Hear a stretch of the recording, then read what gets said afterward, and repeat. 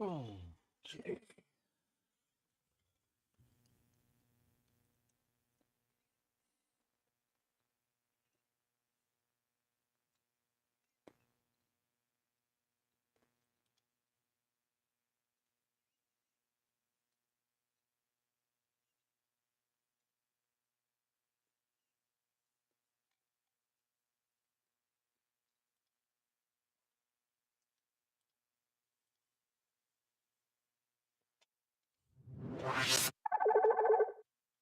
All right, welcome to evidence-based audio engineering and sometimes education. This is Pipeline Audio, and this is number 193, and this is Sphincter Says What? If any of you guys are actually old enough to remember Wayne's World, that was one of their common gags, but man, it really applies. I know we do a lot of forum meta and stuff in here, but it just needs to be said.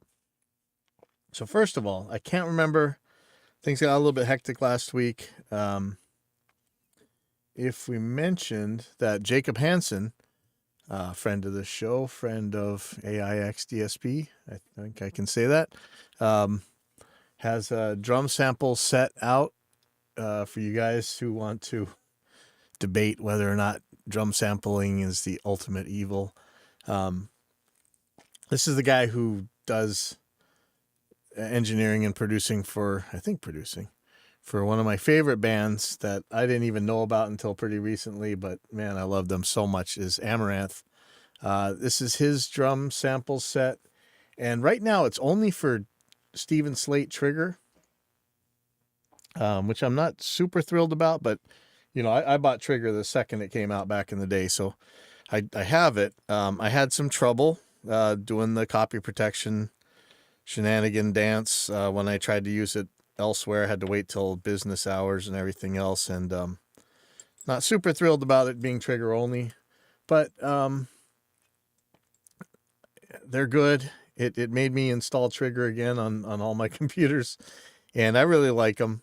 And you know, if you go and listen to Jacob's work, I think you'll probably like these drum samples. They got like the room sounds, all different size rooms, overheads, close mics, top, bottom, all the stuff you'd expect. I don't think he gives you any presets, so you just kind of load them in there and set them up the way you want. But I pretty much just left them at 0 and picked one of the room sizes, and they work pretty good for me.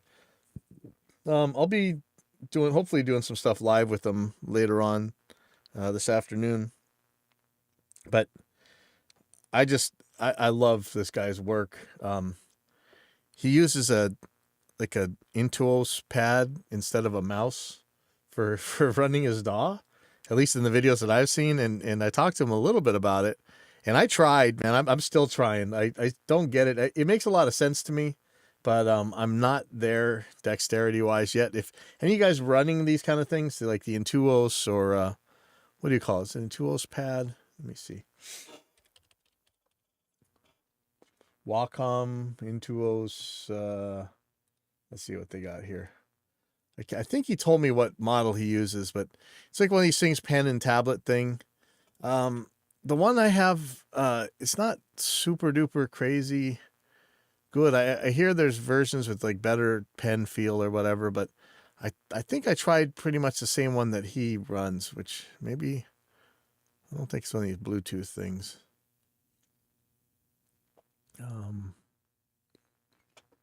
Yeah, see, I need to run this more. I just didn't try hard enough. I actually originally also bought this for whiteboarding, which I haven't done enough of either. So maybe I'll get back into that. But if you guys are running these things on your DAWs, let me know. And if you guys are using this Jacob Hansen drum sample set, I think it was like $60. Let's see, there's like a deluxe pack, one shots pack, and both packs bundle. I didn't get the one shots. I don't know what's in there. Let's see, 32 snares and 14 kicks. But I just bought the deluxe packs. As 12 snares, including side stick and rim hits, 8 kicks, 3 sets of toms, 7 to 9 round robin layers, 10 velocity layers for the snares, and 6.36 gigabytes in total. Not that this is a commercial for this, but like I said, I really like Jacob Hansen's work. And I know I was asking a couple months ago about new drum samples and things.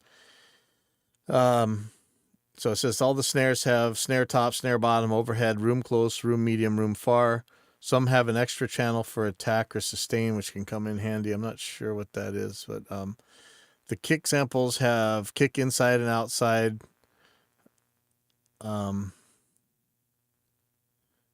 Sub, like one of those sub kick things, overheads, room close, room medium, room far, and some have an extra trigger sample, which is an old school D drum trigger recorded directly, which has a great snappy sound that you can add attack to your kick drums with. I was actually using that the other day, pretty good. The toms have the same thing: tom, top, bottom, overhead, room close, room medium, room far, and I really had a good time with these so far. I always, with that kind of music, you think the drum samples are, they're kind of hokey, because it's meant to be this kind of almost techno kind of stuff. But man, these things sound real for just basic stuff. I really like them. So go check them out if you're into that kind of thing. Unfortunately, I guess maybe we can get to this later, but I made the mistake of posting in Facebook at the Stephen Slate plugins forum or something, and I found out, I guess Stephen Slate doesn't own Slate anymore. He's got, I think he still has the trigger and the drum samples, maybe the Ravens and the microphones. I'm not sure. Actually, I don't know what the hell he still owns, but be sure that if it is Stephen Slate that you want to deal with, that he actually owns the company you're thinking about, because apparently he doesn't anymore. So let's take a look. Stephen Slate. Do they even make the Ravens anymore? So there's Slate MT. I don't know if that's them. So let's see. Slate Media Technology. I don't know who owns what anymore. What about the Slate microphones? Does he still run that? No. So okay, so Slate Digital, I'm pretty sure is the one that got sold off. That has like all the plugins and all that stuff.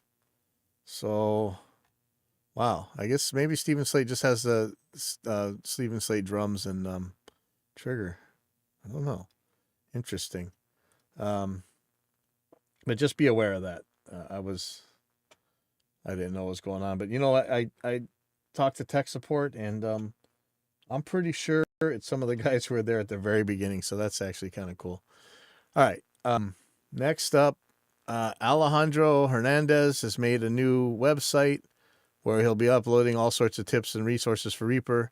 It could suck, but could be really cool. So let's go check his stuff out if we can actually get to it. Where is the website? Did you put a link to it here, guy? No. Let's take a look. So it's Reaper tips. Maybe it's reapertips.com. Who knows? There's his Instagram. Here's his Gumroad.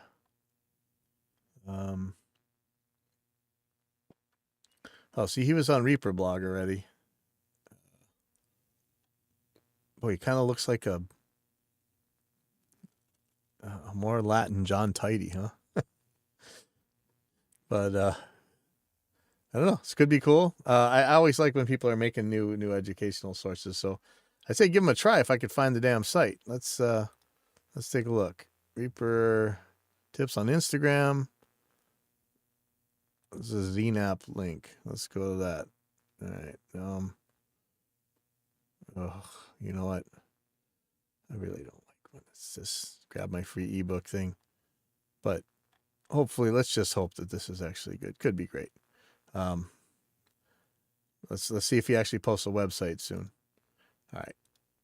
Next thing. So let me go check out the gear page, and this just goes to, and I'm glad it hasn't devolved into this yet. Or actually, let me refresh it and see if it did. But This goes to what we always talk about here. This is a technical question deserving a technical answer, not moral preaching or sermonizing. And sure enough, this guy's asking about. Been thinking about buying Steven Slate trigger. I have some questions. Is that the best product to use to buy to replace drum hits? Is it easy to use? How taxing is it on the computer? Do you have to run a separate plugin for each drum you want to replace? I'm mainly recording rock, country, roots, acoustic stuff. Which expansion packs are worth owning? Which should be the first you'd buy? Thanks. Okay. Wow, this guy does a lot of different kinds of music. So, but it'll work for all of them, I would think. Is this the best product to buy to replace drum hits? Well, it's the only product you can buy that you can put Jacob Hansen's drum sets on right now. But I really like UVI drum replacer. It won't do all of what Trigger does, or at least as far as I know. You can't do I think you could do round robins, or you could do velocity layers. I don't think you can do both, but it had a lot of really cool stuff. The detector was pretty damn good. You could just use it as a gate if you really wanted, but actually I think people do it with Trigger as well. I have this. I haven't been using it as much lately. I should, but I haven't been doing that much drums lately, but that's changing in the last couple of weeks, thankfully. Is it easy to use? Yeah, I think Trigger is pretty damn easy to use. How taxing is it on the computer? Not very. Early Slate stuff could be goofy, but I don't remember it even being an issue anymore. Remember, there's a lot of latency on these kind of things, so there may not be really a live mode the way Drumagog has, but there's not a lot of troubles that Drumagog had. Even though you guys know me, I've been a Drumagog freak since day one. I think I released the first third-party drum samples for Drumagog, but I don't run it anymore. Do you have to run a separate plugin for each drum you want to replace? Yes, but it's not that bad. It's not as bad as you might think. I'm recording mainly rock, country, which would be the first packs you buy. If you buy the platinum one, it comes with a lot of sounds. Honestly, it's probably like impulses. You better be able to use any of them and get a good sound out of them. But I'm lazy, so I'm using the Jacob Hansen ones right now.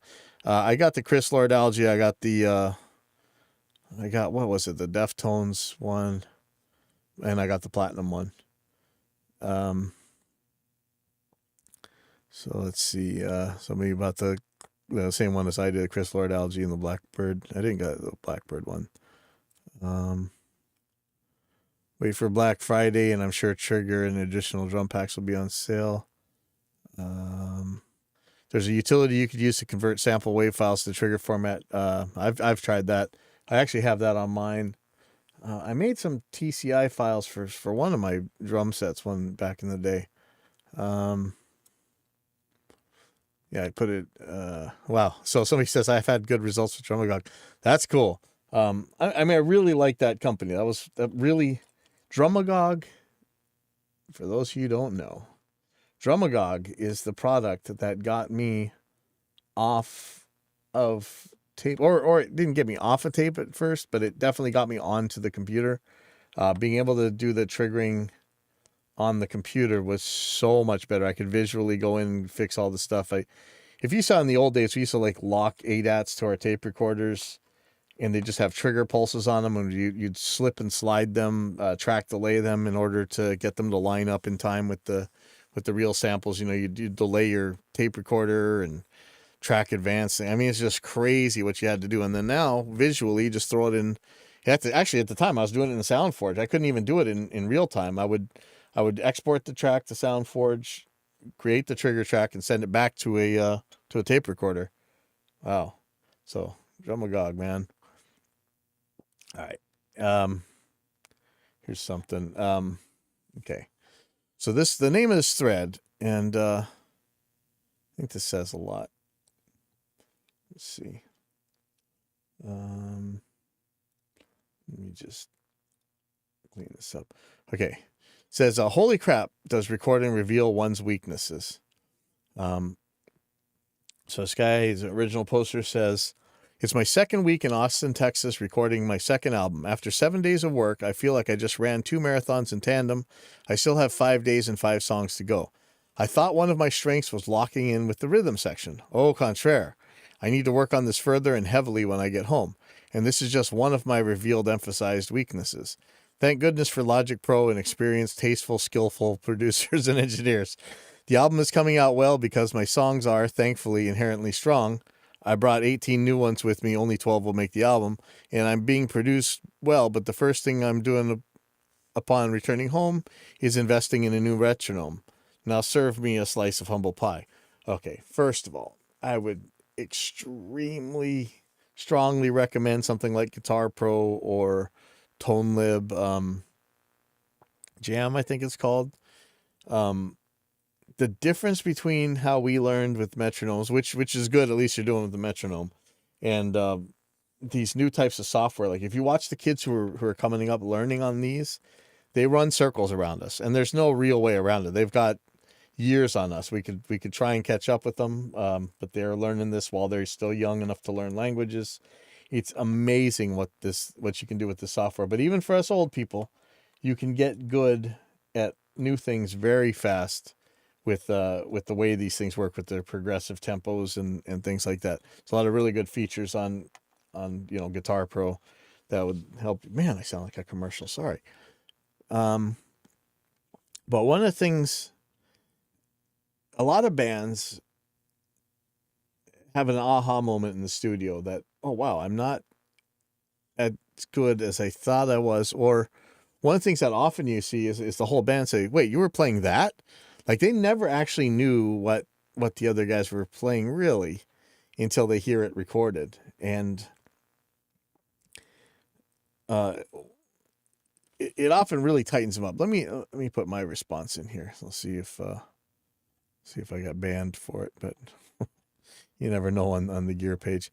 So I said, and I'll tell this is exactly how I feel. This first post is indicative of someone who will massively level up because of this recording experience.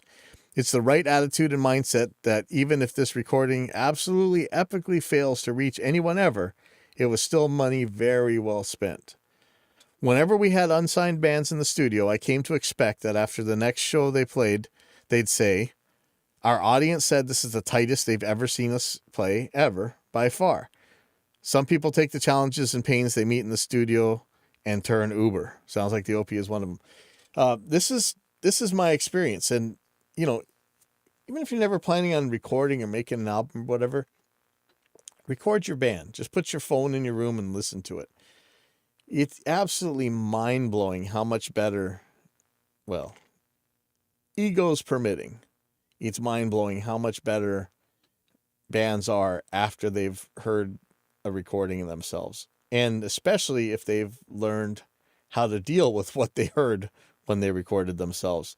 Really, really being conscious about making mud, either in the writing or in the tones or in the playing. Being on time, cleaning stuff up, left hand, right hand problems on the guitar.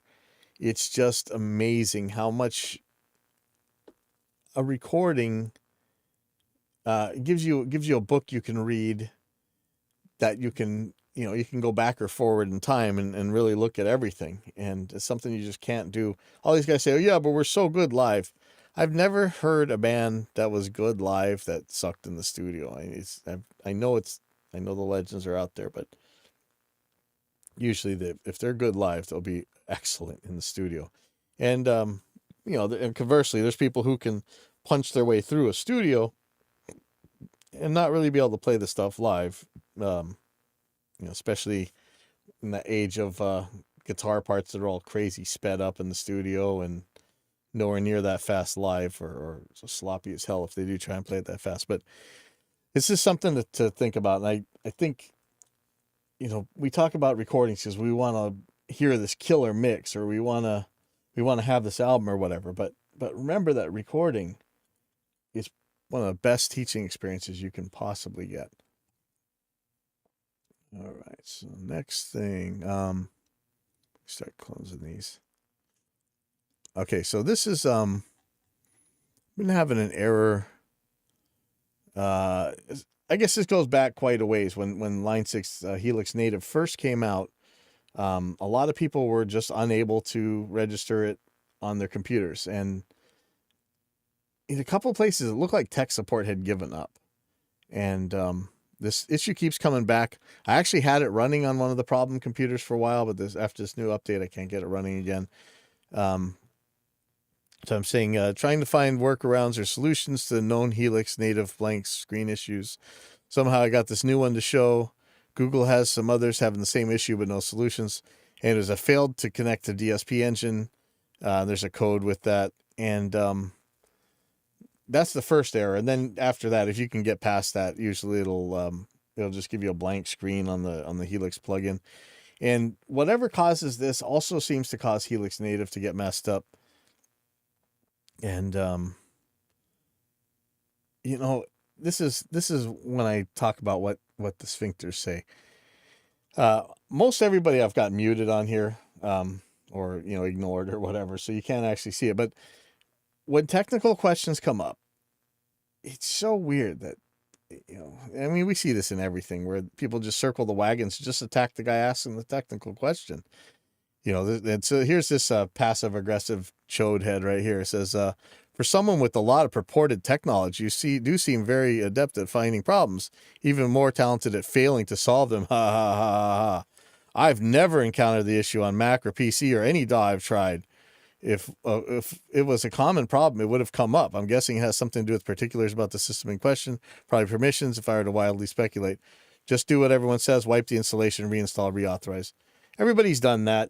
All the people who, so it is a common problem. So if you would have actually checked the links that I posted, you would have seen that this was a common problem. But I love this, even more talented at failing to solve them. I'm not the coder. Hey, I've sent code to some of these companies to fix some of their problems, and some of them have taken it and fixed their problems.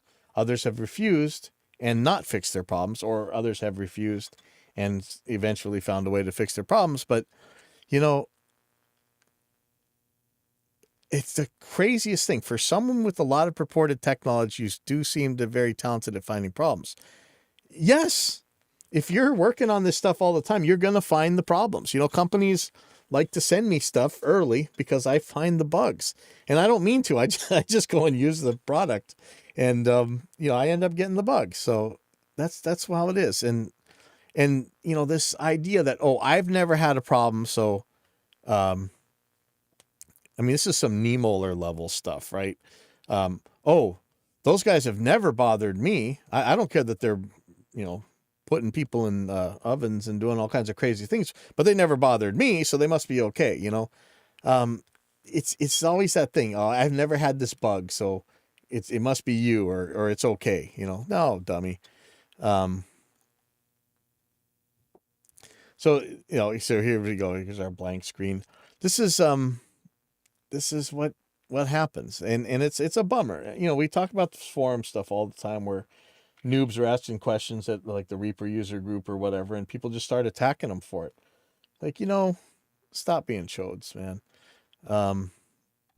So I just, of course, me, I sometimes I have to fight the fight before I put somebody on ignore. And, so I kind of just loaded up piles of results of how many people are having this problem. So, and then I show that, I've done my due diligence. And so I'm hoping that if anybody out there has been able to solve this particular issue with Line 6, somebody else's, I think Helix just doesn't like you, it's personal. There were a bunch of people that actually have ignored that commented, and so I had to repeat this then. I know I'm tooting my own horn here, but in case there are short memory spans causing the likely ad hominems here, let's take a second to remember all the times that I found bugs, which the forum Dunning-Krugers denied till they were blue in the face, which soon enough were confirmed by the developers and felt en masse by other users as well. That's how it is. You guys just in denial. Maybe you're right, but the idea isn't to attack the person who's reporting the bug, but it turns out I was right. So whatever. And so some other doofus says you should change your name to username to Mother Teresa. Well, first of all, anybody who's actually looked into the subject doesn't want to be compared to Mother Teresa. She was a absolutely horrible person. But why the snark? Why don't you like that I'm fixing your product? When you run into this issue, you're going to wish that you would have helped or at least gotten out of the way. And so I say, imagine a place where people talk about solutions instead of insulting people who found the problems that will affect them as well. And the best response here of all, and this is what a lot of companies, I don't know if you've ever been on KVR, back in the day, a lot of plug-in companies, this is what they would like to see. The guy says, well, stop finding bugs. It's true. It would be better. Speaking of Dunning-Krugers, let's see. I don't think, actually there weren't a problem in this one, but I was looking, I think we asked about this. In the old days, there were some Goto products, I think just the Ibanez ones, that had spring retainer like blocks on the tremolo sustain blocks, or the big fat block thing that's on the bottom of tremolo to hold the tremolo springs in. And I wanted to see if I could get some, and I asked everybody. There's all these experts out there who claim to be reviewing and testing this stuff, and they were talking about the Goto 1996 tremolo. Hold on, I gotta block somebody here.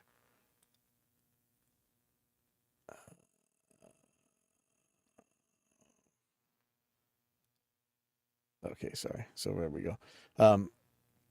There was all these guys pretending to review the Goto 1996 T tremolo, which is like a Floyd Rose tremolo. And I asked all of them that I could find if it had spring retainer blocks on the bottom. And they either ignored me or they said, I don't know. I didn't get an actual answer. I ended up buying one. And so I'll tell you, on the bottom, there's screw holes, and those screw holes are adjacent to the tremolo springs. They're built in a way that when you put screws in the screw holes, it locks the tremolo springs down. Those are locked in place, and you don't have to worry about it anymore. So that's the answer. But unfortunately, people don't answer. And so here, I'll give you a great one. Oops, let me get this out of here. So I said, does anyone sell sustain blocks for Floyds that have the spring retainers like some of the old Ibanez tremolos have? And man, when you get sphincters in a forum and you wonder sphincters say what, this is what that what is. We had one guy that says Stu Mac. As if you didn't check Stu Mac at first, right? And so I said, hey, have you seen one on there? They say they don't sell one. I actually asked Stu Mac. They said they don't sell one. And I show here, it looks like these guys used to sell one. They're called Killer Guitar Components, but they're no longer in business, or they're off a reverb or something. I'm not sure what happened to them, but they had a thing called the KCG Big Brass Block. Let me see if I can open this. Yeah, right here. So this thing has like a bar that has two screws that lock your springs in place. Looks pretty cool. $78, and says the listing suspended, and I can't find anything about this company anywhere. And so, I ask, did you see one? Of course, it's crickets after that. So this other guy, so here you go, another sphincter here, says Sweetwater, musician's friend. And I say, neither of those carry this product that I see. Do you see one there? That's a question. Do you see one there, since you're the one talking about it? Sweetwater specifically says they don't know where to get one besides KGC, who no longer sells them. So then he says, musician's friend, there's a menu. Then there says accessories. Click on tools, scroll to page 5. Tools. Put in musiciansfriend.com. And so I do. And I say, I don't see tremolo blocks in there. And I ask the question, did you see one? No, nothing. And so I show him, here's all the blocks I can find in Musician's Friend. Do you see any others? And the answer is, that is their app logo. And so again, this guy says, Musician's Friend app on Google Apps. And I ask, and again, trying to get specific. Like, this is like when you're dealing with apologetics they just will never answer a direct question, right? So I'm saying, what are you trying to say? Have you actually seen one? He says, if you want to download the app, that's where to find it. I said, sorry, for the third time, have you actually seen one? I say, okay, I got the app. Same thing. I don't see any with spring retainers. Do you see one? Here's the search in the app. And so I put a picture up of what I see. There's nothing in there. And still, no answer. And here, I show you another chode. This is, so I got a hydraulic gyro from my dirt jumper, which is absolutely awesome. It's not working super great yet, but I'm working on it. It's getting there. I actually got some new parts today to try on it. And so I was asked, this was my first time trying a banjo fitting for hydraulic lines and was leaking a bit. When I went to fix it, I ended up breaking the bolt that goes through the banjo fitting. Does anyone know where to buy those? This one uses 2 copper washers instead of O-rings. Everything I see on Amazon is like 4 to 6 weeks delivery. Surely there has to be a better source. It's pretty much this exact one. I'm ordering this one, but I'm hoping there's some available sooner. And so I show, pictures of what these things are and stuff. And obviously, I've gone through the searches and everything, and I'm asking for a better source. Some douche says bike shop.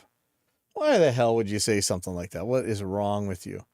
All right, so another question here, and this is one that comes up all the time, and says, as the title suggests, what is the best interface as of now in 2022?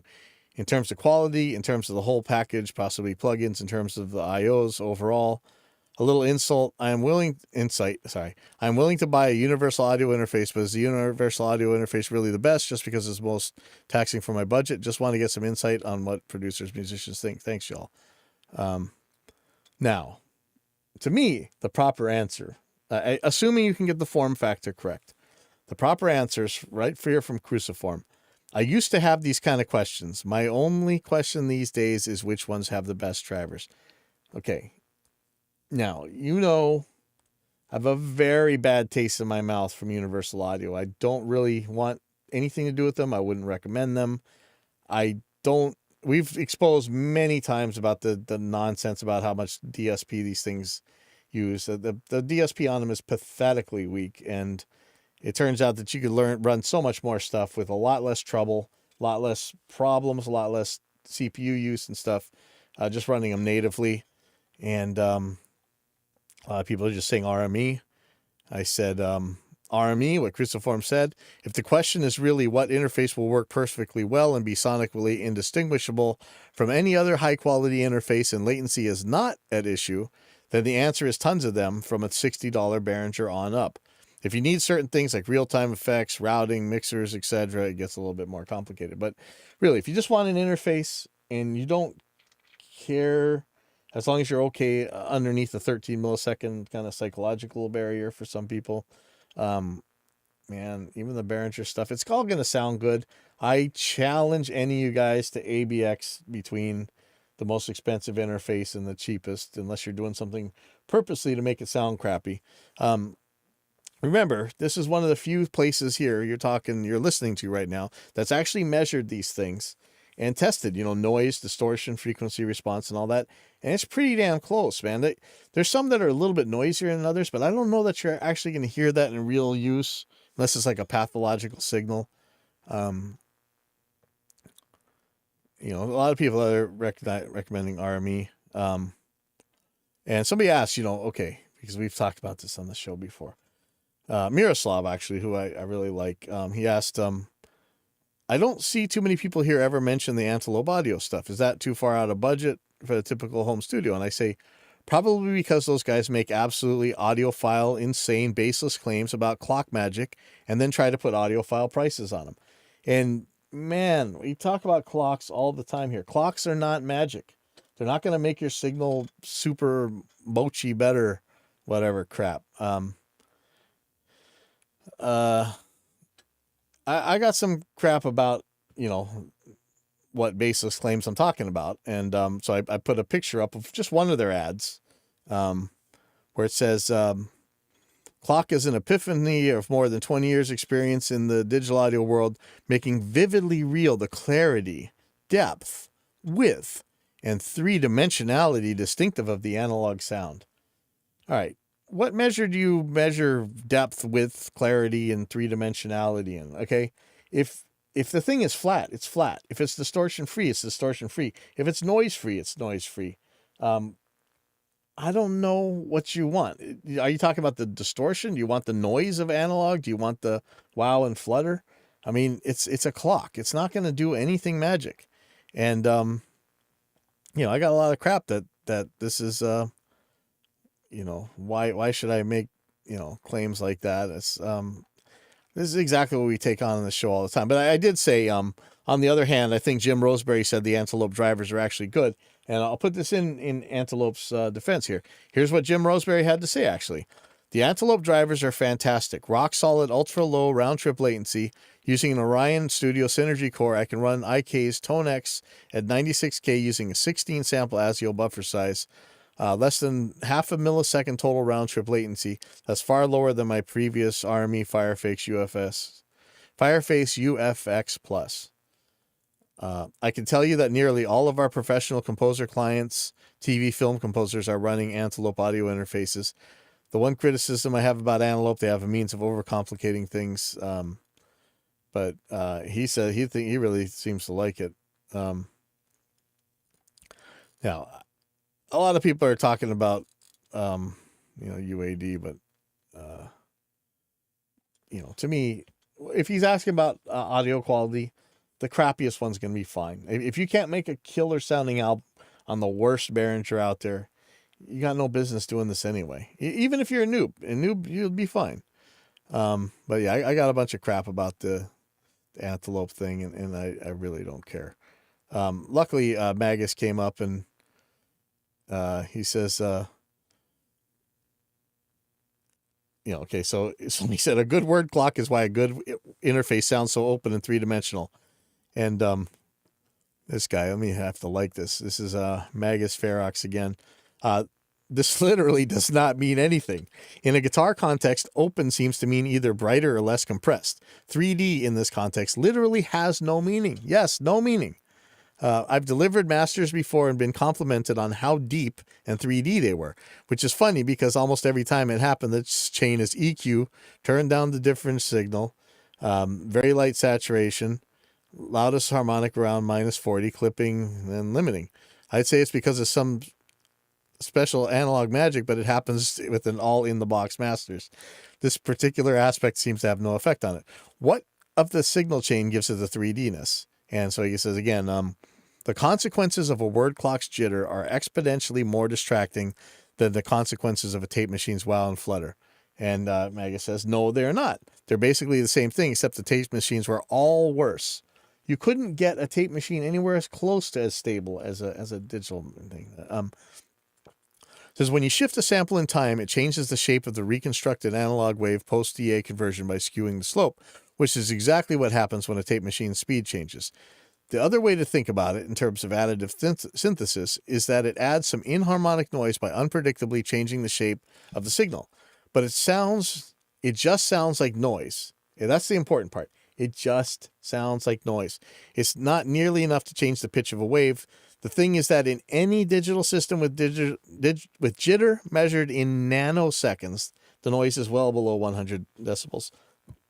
And he put up a picture from actually Ken Pullman, Principles of Digital Audio, and he's showing some jitter and stuff. He says high-end modern clocks are accurate to picoseconds or occasionally femtoseconds, which are 1,000 and 1 million times better. I think he meant to say which are in between 1,000 and 1 million times better in terms of clock accuracy, respectively, than that graph. The Focusrite Solo uses a nanosecond accurate phase lock loop, so it's even better than the graph above. If you need to prove it to yourself, there are some listening tests with artificially induced jitter that is orders of magnitude worse than any word clock that isn't flat out broken. But it's not worth worrying about, and it's not a reason one converter sounds better or worse than another unless you're comparing something broken to something not broken. And that's really what this is about. Let me see. So let me just show you. So here we go. Here's the Antelope. Here's some of this Antelope stuff. If I go to Vintage King, Antelope Trinity Audio Master Clock. Now remember, a clock is something you used to buy for $100 or $60. Art used to sell them for $60. You might need a distributor that I think Antelope used to, not Antelope, Aardvark. Apparently the same guy who works at Antelope used to work at Aardvark here. But man, when it was Aardvark, it was just a couple $100 or whatever. I've got two of them. I got them here at the school. I've got an Aardvark Master Clock, and they're from like 1998 or 1999. So I'm sure they're way worse than what's available now. But even back then, it was fine. But this is a $3,400 for a freaking $60 clock, man. This is absolutely bonkers. Now, this thing has a lot of output, so you don't have to buy a second one for a distribution system or whatever. But holy crap, $3,500. Let's look at the claims they make. Let's see. See, the Trinity is the best sounding and most versatile master clock. Okay, could be. I don't think you're ever going to hear that sound. Verispeed, that's actually handy. But okay, so here we go.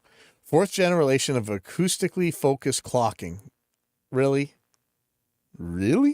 Employing 64-bit DSP leads to a new level in detailed and focused sound. Okay, what do we measure that in? And if I gave the Antelope guys an ABX test between somebody else's clock and their clock, would they be able to tell the difference? I don't think so. Let's see. Wealth of rear panel. See, they have some handy stuff in there if you need it. Comprehensive audio gearboxing for anything in, anything out. That's smart. Atomic input for ultimate performance. Yeah. Let's see. I'm looking for any of these audio claims because that's where I get mad at the clock guys. Look, if your clock works and keeps things from clicking and popping, that sounds right.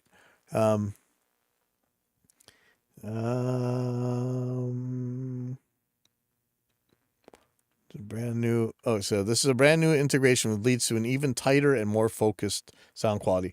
What do we measure that in? Really, if you're making something, you can tell me what units you're measuring it in.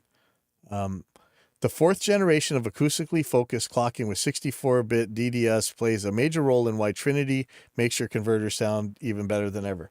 Okay, now, from Dan Lavery's mouth, as far as I know, unless your system is broken, any external clock is going to sound worse than just clocking with your internal clock.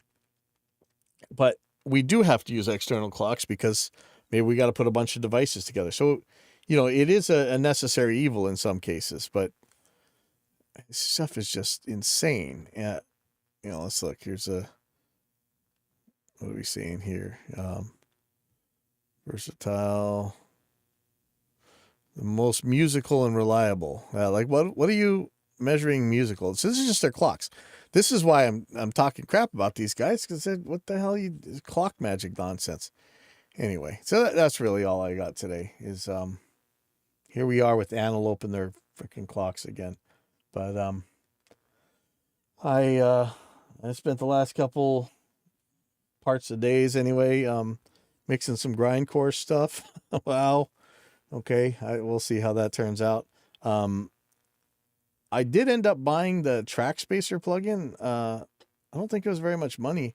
I actually like it. It's very handy for this. This is a really dense mix, and I know you're not supposed to use magical plug-in tricks and stuff, but this really helped get the vocals hearable without completely destroying the mix. I actually like that thing a lot. Let me find it. Track Spacer.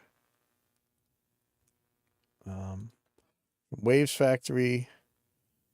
Yeah, $30. $29.50. This is one of those plugins where it's like a collision detector, but it automatically ducks the clashing frequencies down. You can kind of control a little bit of it. I'd like to see a little bit more control on here, so I think we might try and add this functionality to one of our plugins. So, actually, we'll talk about that later. But that's all I got for today. I'll see you guys next week, and hopefully I'll be on time.